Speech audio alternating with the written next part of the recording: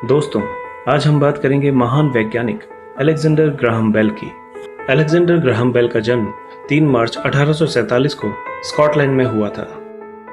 Alexander Graham bell अपने telephone के आविष्कार के लिए काफ़ी प्रसिद्ध हैं। उनके इस आविष्कार ने पूरी दुनिया को बदल कर रख दिया था।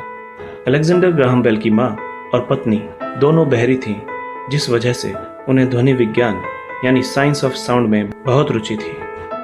बेल को पूरा यकीन था कि टेलीग्राफ तार के जरिए ध्वनि के सिग्नल भेजे जा सकते हैं, इसलिए उन्होंने इस पर शोध कार्य शुरू कर दिया। शोध कार्य के लिए उन्होंने अपने साथ एक सहायक थॉमस वॉटसन को रखा, जिसने टेलीफोन की खोज के लिए बेल की काफ़ी मदद की। 10 मार्च 1876 के दिन बेल अपने कमरे में और उनका सहायक वॉटसन ऊपरी मंजिल पर अपना काम कर रहे थे।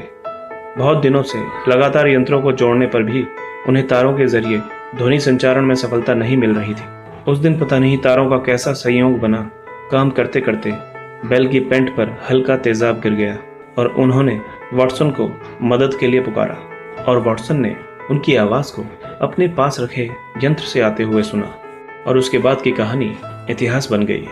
यह दो व्यक्तियों के बीच पहली बार टेलीफोन पर की गई बात थी, जिसमें बेल अपने सहायक थॉमस वॉटसन को कहते हैं, mister Watson come here, I want to see you, यानी कि मिस्टर वॉटसन यहाँ आ जाओ, मुझे तुम्हारी ज़रूरत है। टेलीफोन की खोज के तुरंत बाद बेल ने इसका पेटेंट करवा दिया और 1877 में एक टेलीफोन कंपनी खोल ली, जो जल्द ही बहुत अमीर हो गई।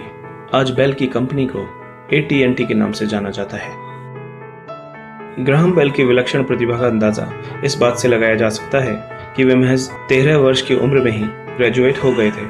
आपको जानकर हैरानी होगी कि सिर्फ 16 साल की उम्र में यह खोजी वैज्ञानिक एक म्यूजिक टीचर के रूप में मशहूर हो गया था।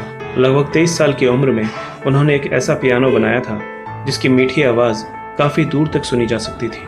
पहला ट्रांसकॉन्टिनेंटल टेलीफोन कॉल, अर्थात एक महाद्वीप के एक सिरे से दूसरे सिरे तक पहला टेलीफोन कॉल 15 जनवरी 1915 को हुआ था, जिसमें बेल ने थॉमस वॉटसन से बात की थी। बेल उस समय अमेरिका के पूर्वी तट पर बसे न्यूयॉर्क सिटी में थे और थॉमस वॉटसन पश्चिमी तट पर बसे सैन फ्रांसिस्को शहर में थे। टेलीफोन की खोज के बाद बेल अपने कमरे में टेलीफोन को रखना पसंद नहीं करते थे, क्योंकि उनके अनुसार यह उनके काम में बार बार खलल डाल रहा था। बेल की मृत्यु अनीमिया बीमारी की वजह से हुई थी। उनकी मृत्यु के बाद पूरे उत्तरी अमेरिका की सभी टेलीफोन लाइंस को बेल के सम्मान के रूप में 2 मिनट तक बंद कर दिया गया था। उनकी मृत्यु 2 अगस्त 1922 को कनाडा में 75 वर्ष की आयु में हुई थी।